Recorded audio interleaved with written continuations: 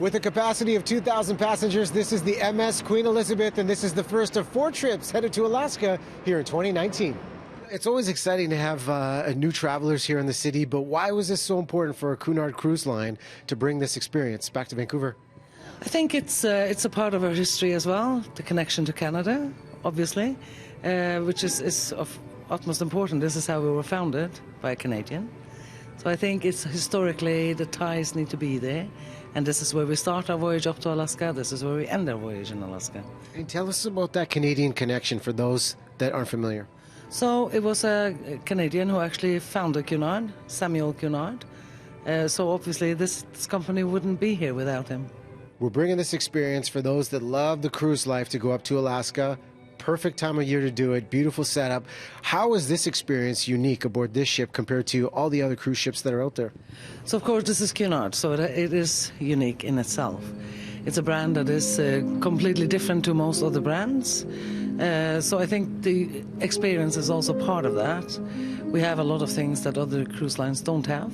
And the people make a big difference. I love seeing some female leadership aboard this ship. You were the first female captain for this particular cruise line.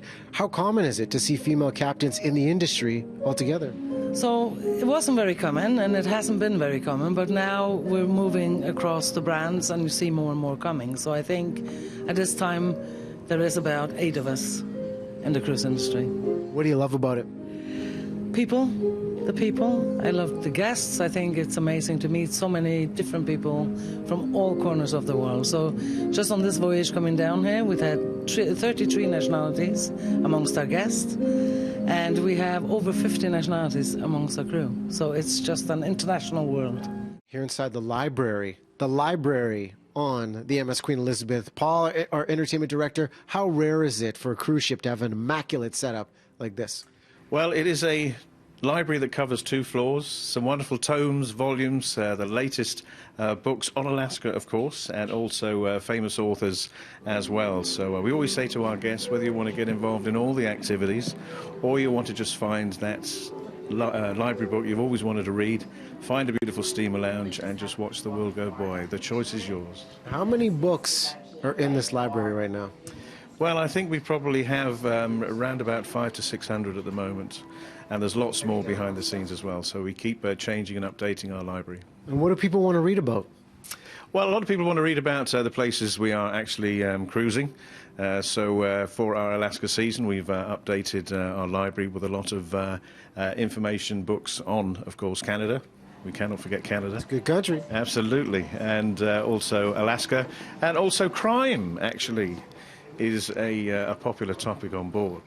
And what is the magic of Alaska to bring this particular route back 20 years later?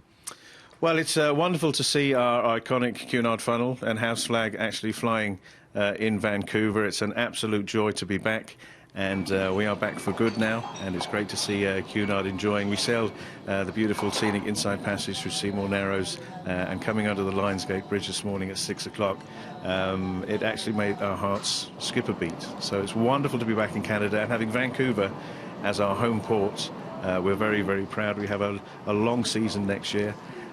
From June to September, 9 to 12-day voyages, and we're very proud that Canada and Vancouver is our home, so thank you.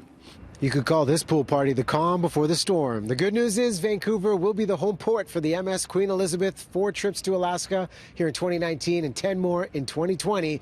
In Vancouver, I'm Riaz for Sydney News.